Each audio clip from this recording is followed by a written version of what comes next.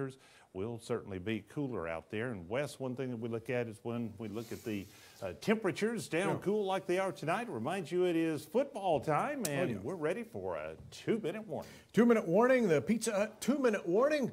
Playoffs week number 2. Brian and Ariel standing by for the Blitz. Well, the tryptophan is worn off. We're ready for some pizza on a cold night. And boy, we had some great matchups, including some rematches. Like Pamlico and Southside had already played in the Fossil Bowl earlier this year. That's when Pamlico won easily. What would happen in the playoffs, where it's winner, win or go home?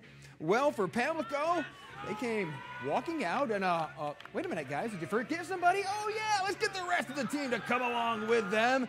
And then there was the whole team following.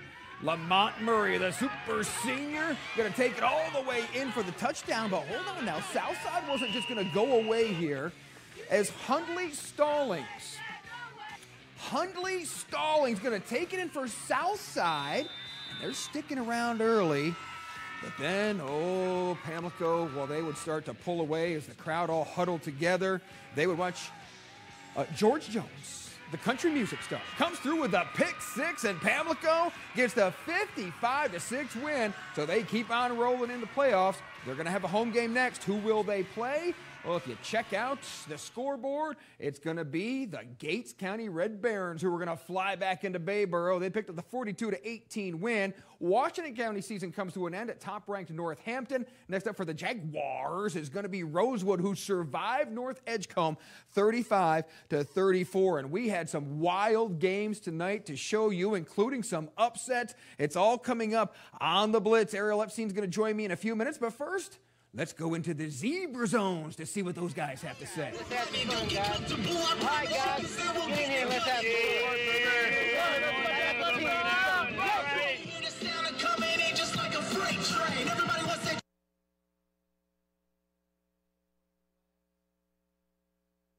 I'm ready for some high school football on News Channel 12. We hoped you survived Thanksgiving, but no more talking turkey. It's on to the pigskin. No leftovers here, just lots of fresh new highlights in this second-round playoff edition of the Blitz.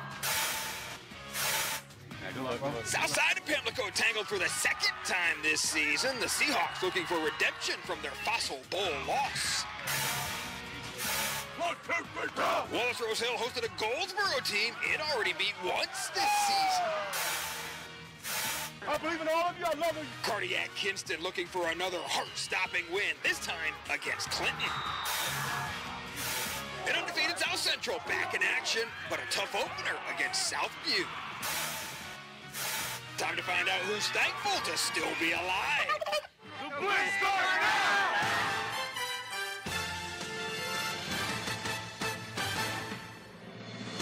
Major accomplishment today, I was able to button my jacket. Wow. Barely. I thought you were going to say that we're at the same set for like one of the first times maybe. Oh yeah, I guess that too.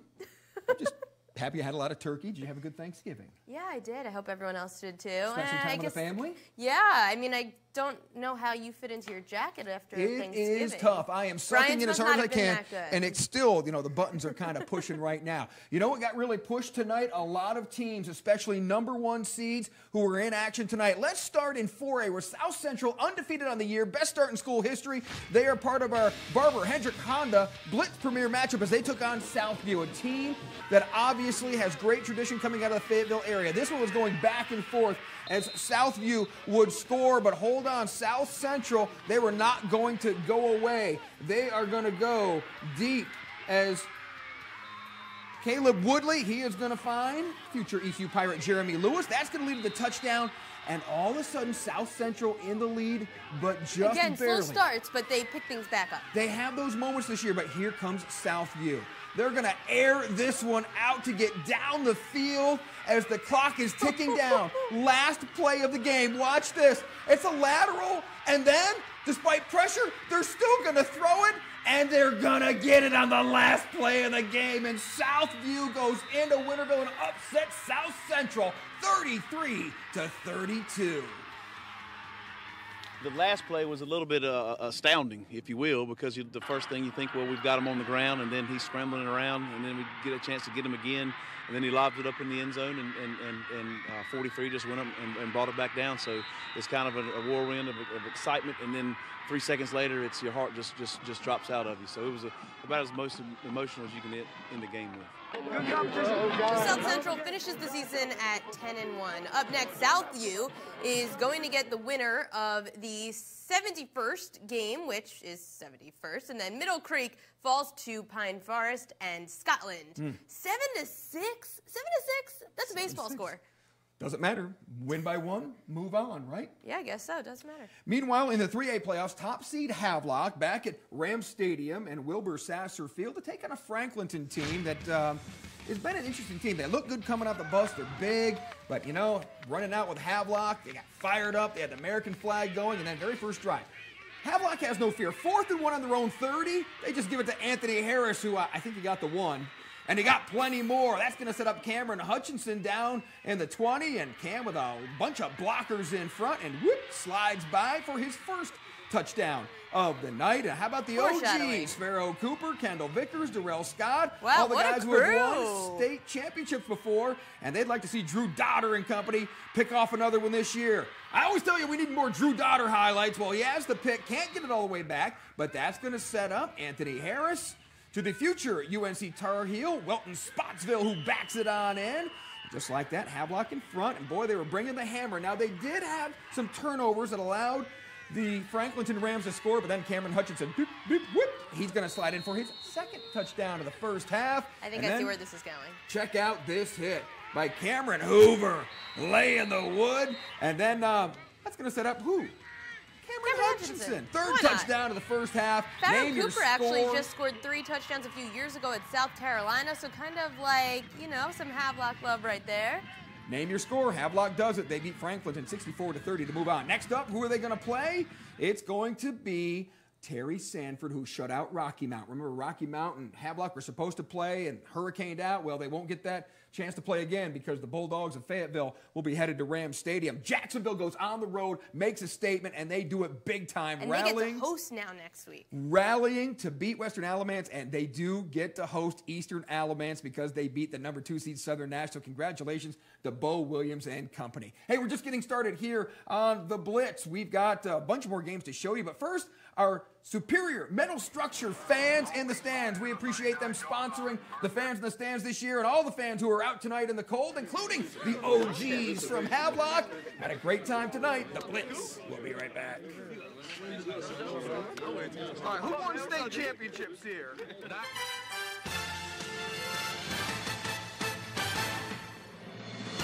Kinston's on one of those rolls where they're either a really blessed team or they're working on borrowed time. They've had 4 straight fourth-quarter comebacks to stay undefeated. And their coach, Ryan Gieselman, said today they are 30-point underdogs.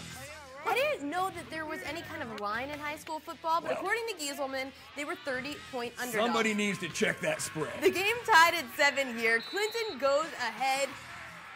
And there's Coach Gieselman. He's like, well, we are in for a pretty good game right here. Kieran Hooker, he is going to scramble, but look at this. He's going to find Dimitri Holmes. What up, Holmes? That's right there. But number 11, Kari Pitts, he's one of their top receivers. He was out for the pretty much most of the second half. It didn't really matter because their run game was really going today. Justin Holloway scores.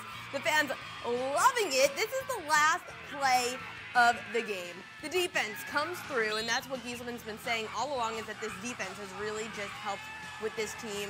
The final, 21-13. Kinston moves on. If you go read any of those social media deals or forums and all that stuff like that, they said we were the worst 11-0 team in the state or the history of high school football, and we just told our guys, don't buy into it. We believe in you. If you do what you're supposed to do, you're going to win the game on Friday night. So, Kinston up next. Brian? Well, they're going to have to go on the road and take on the undefeated Northeastern Eagles, who beat Bedingfield 28-0. Other half of the 2A bracket, defending state champ Wallace Rose Hill hosted a Goldsboro team. They beat 60-34 earlier this year. Would it be more of the same? Well, hold on, them Cougars are going to come out and actually score first. Upset alert at Legion Stadium? No, stop it. Come on, man. Kanye Roberts, the freshman, doing it again. He scores, and then how about Mr. Bayston's going up, top? Oh, nice. And just like that, Cameron Donaldson takes it down to the goal line, and Mr. Kanye scores again, and Wallace Rose Hill, they cruise to the victory, 58-14. Beware the four-time defending state champions. Next up for them, well, that's going to be the winner of Southwest Onslow and South Columbus, who played in Tabor City along the South Carolina border. The home Stallions in black, and of course we know our Southwest Onslow Stallions in white. And check out Mr. Dugan. Zachary Dugan. Zachary Dugan taking it all the way and in for the score. And hold on, they were not done. They were rolling. Brian, you did say this game might come down to the wire. And I thought it was going to come down to the wire, but it didn't. Southwest Onslow rolls in this one. 85 scoring again for Southwest Onslow as they picked up the 29-20 win. So rematch with Wallace Rose Hill. Remember, they beat Wallace earlier this season, and they played twice last year. So a great game between Southwest Onslow and Wallace Rose Hill coming up next week. So Isaac Anderson scores again. Yes. It's great, number 85, defensive end, getting to run the ball. And look, it's like Mario Williams back in the days when he was at Richlands, getting to do the same thing. 1AA playoffs, defending state champ Tarboro back at it again. Had a bye in round one, so the Vikings were well rested for the round two game against South Stanley. And South Stanley looking to throw it, but you know that Tarboro defense is so good. They get the interception, and then in the ground.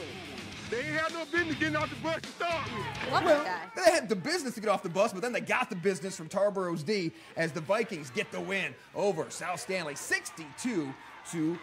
So next up for Tarboro, who are they going to host? It will be the other Stanley County team, North Stanley, 42-0. Other side of the bracket, Riverside's high-flying offense, averaging 33 points per game, played an undefeated Princeton team, averaging 47, Ariel. Yeah, and highlights were not really a problem in this game, Brian. And I knew we said it was going to be a high-scoring effort, but Brandon Beach, the Gardner-Webb commit, 3 touchdowns in the first quarter. But they turn to the defense because they want to give out that chain, the turnover chain. And it doesn't look likely until number 11, Anson Belcher. He tears it out of his hands, and they knighted him. You have to knight him. That's how they do it. That's how you get the chain. Safe to say, Brandon Beach, he scores again, and Riverside rolls 56-40. Big road win. Other half of the brackets, or other side of that, they will play the winner of East Carteret and Edenton Holmes. What up, Holmes? Well, Holmes was up a lot as they took it to the Mariners, ending their season. Thanks to Malcolm Shields for the daily advance for these great highlights as Edenton Holmes gets the win over East Carteret, 60-0. So Edenton Holmes is going to host Riverside next week. That's almost a neighborhood rivalry in that part of the state, so we're looking forward to that. All right, we've also just got our Battle Royale coming up, plus our bonus game to get to. But first, how about our Vibrant Wellness Play of the Week? We got to go back to that lateral pass to help Southview knock off undefeated South Central. What a play! It is the playoffs.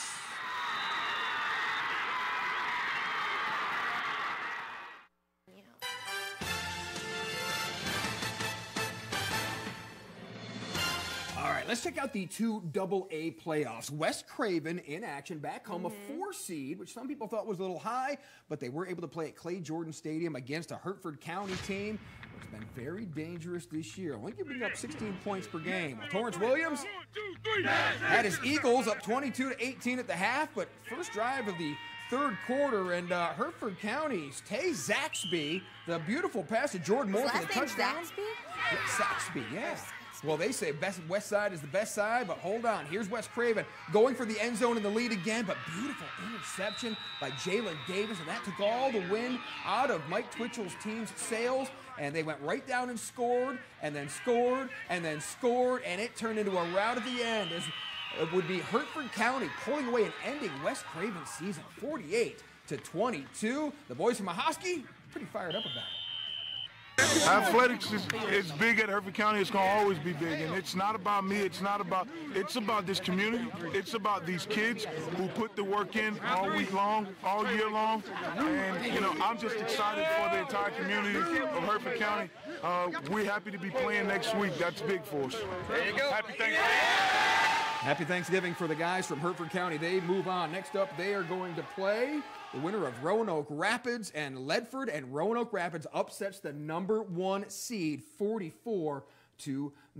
In the other half of the 2AA bracket, Croatan, fresh off their second playoff win in school history, travel to Pine Top to take on Southwest Edgecomb. And Coach Gurley's squad, well, they knew it was going to be a physical contest and try to do what they can. But in the end, it would be Southwest Edgecomb. They just ground and pound, right? They've got a really good receiver this year. But for Southwest, #2 takes it all the way.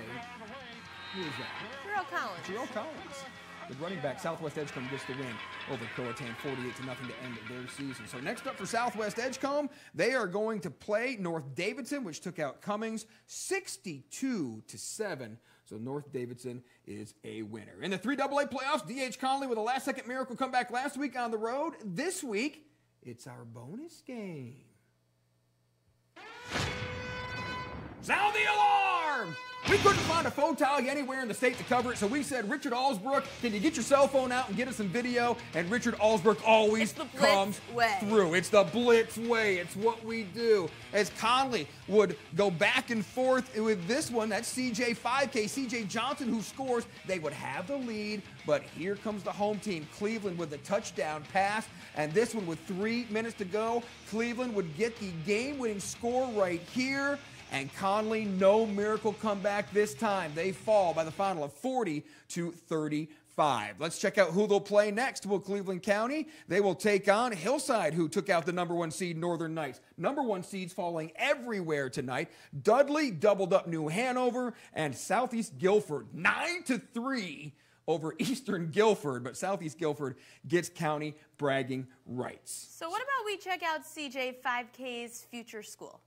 ECU. College football happened today. Oh, ECU played today? Yeah, they did. On the road, actually. ECU so that's played today. Even worse. But here's Hole and Nailers connecting with Midrion Vines, Greenville to Greenville.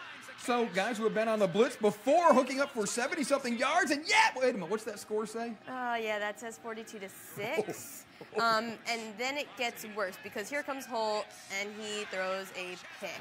So Hole Nailers actually leaves the game with a knee injury, and they would put Reed Herring in, who would throw 2 picks, and Cincinnati just all over it. This game not even close from the start. 56-6 is the final. So Coach Mo still with just 1 road win in his 3-year tenure at ECU. 1 game left in the season. They'll be at NC State next week. Yep. We've got 3rd round of the playoffs next week. Some great matchups. We'll get you ready all week long. For Ariel Epstein, I'm Brian North. Bye.